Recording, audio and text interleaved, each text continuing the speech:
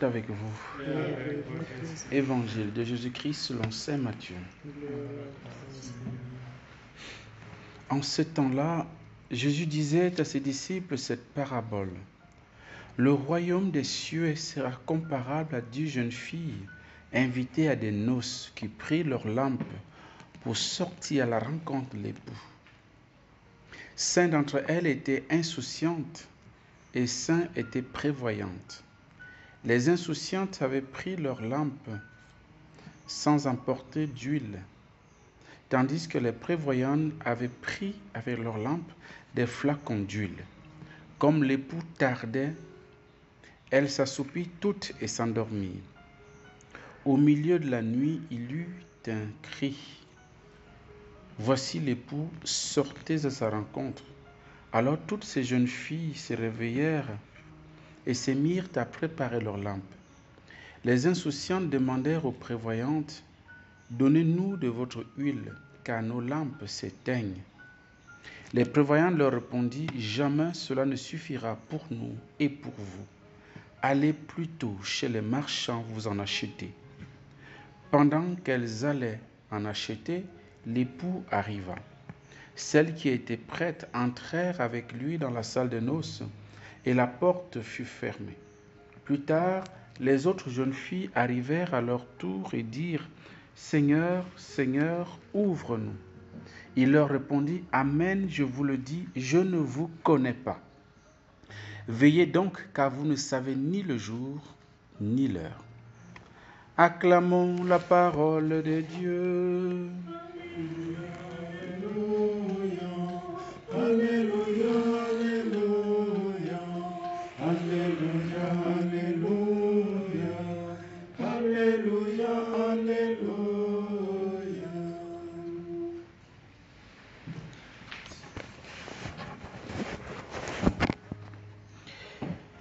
C'est une parabole que nous connaissons beaucoup, que nous connaissons bien. Et cela rentre en droite ligne de ce que nous avons vécu, nous avons entendu ces jours-ci. Le thème d'aujourd'hui, c'est aussi le thème de la vigilance, le thème de la prudence et, je dirais, de la sagesse aussi. Enfin, la prudence, être sage.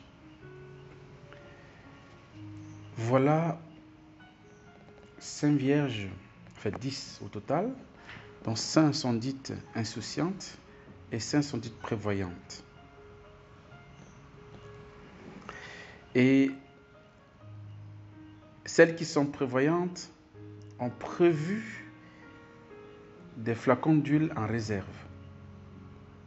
Les insouciantes n'ont rien prévu. Ça veut dire quoi? Parce que on peut être aussi quelque part choqué par l'attitude des saints vierges sages ou prévoyantes lorsque le cri se fait entendre, voici l'époux sort à sa rencontre, et que les insouciantes demandent aux prévoyants de leur donner un peu d'huile. Celles-ci répondent, jamais cela ne suffira pour nous et pour vous. Allez plutôt chez les marchands vous en acheter. On peut avoir une lecture simpliste et légère en disant pourquoi elles n'ont pas pu partager ce qu'elles avaient. Est-ce qu'en fait elles peuvent partager? C'est ça la vraie question. Est-ce qu'elles peuvent partager? Parce que nous savons que la vie chrétienne est une grâce reçue de Dieu et chacun reçoit la grâce personnellement. Lorsqu'on me baptise, on ne baptise pas mon voisin en même temps. En fait, c'est-à-dire si mon voisin ne veut pas se faire baptiser, il ne sait pas baptiser. Même si les gouttes d'eau qui sont versées sur ma tête au moment où on me baptise tombent sur lui, ça ne fait pas de lui un baptisé pour autant. Donc, c'est la grâce de Dieu est personnelle. C'est c'est l'exercice de cette grâce, ou alors l'utilisation de cette grâce qui a des répercussions sociales, qui peut toucher mon voisin et ma voisine. Mais sinon, en soi, je ne peux pas, la grâce que j'ai reçue du Seigneur, je ne peux pas donner à l'autre.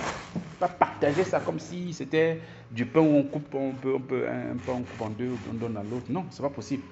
Et c'est pourquoi les vierges prévoyantes ne peuvent pas donner l'huile. Parce que ce sont des grâces qui sont à elles, elles ne peuvent pas faire autrement. Ce n'est pas possible de partager.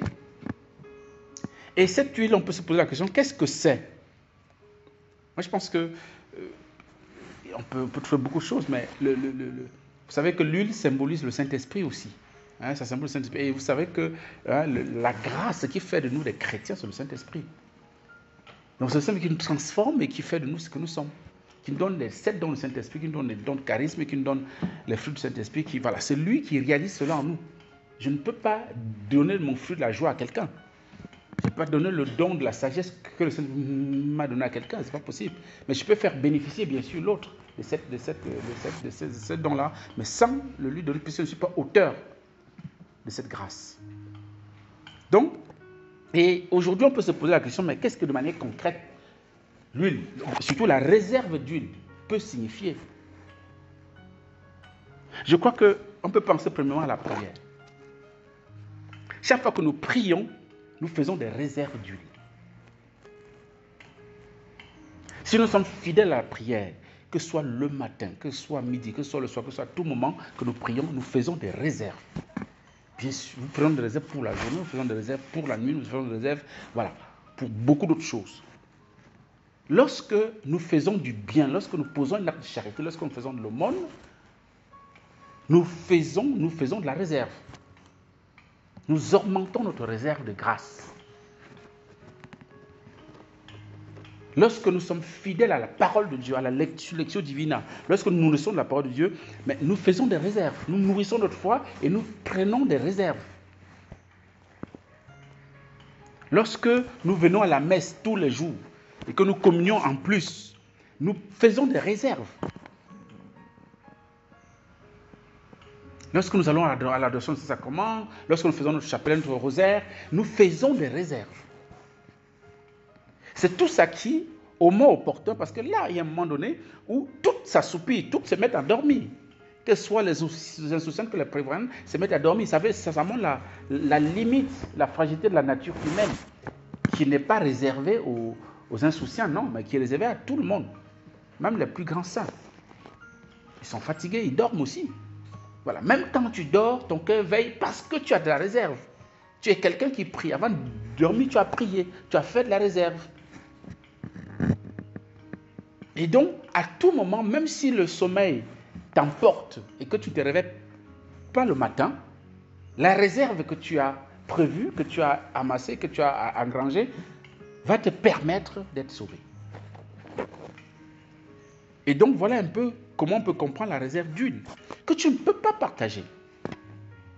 Parce que cette réserve va te permettre, bien sûr, de vivre une vie chrétienne normale qui va faire que, bien sûr, ceux qui sont autour de toi vont certainement en bénéficier de ta joie, de ton désir de paix, de ton caractère, ton caractère joyeux, je disais, de miséricorde, de patience et tout ça.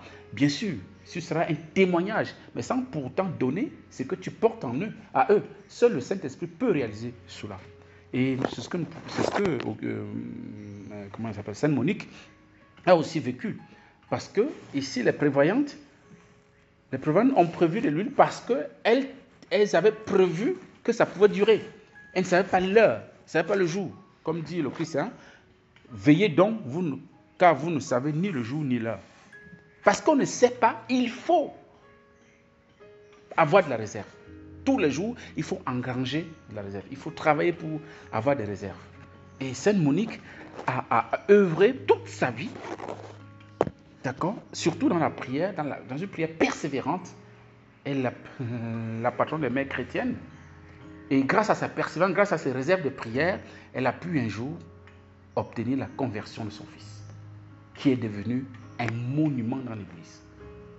Donc nous allons en parler demain. Donc prions pour que, à l'école de Sainte Monique et à la lumière des 7 évangiles aujourd'hui, que le Seigneur et des Saintes Vierges prévoyantes, hein, que nous puissions nous aussi travailler à ne jamais avoir une réserve vide, mais avoir toujours une réserve remplie. Toujours remplie de nos prières, de nos aumônes, de notre charité, du vécu des sacrements, en général, tout ce que nous pouvons faire de bien contribue à édifier nos œuvres. Amen.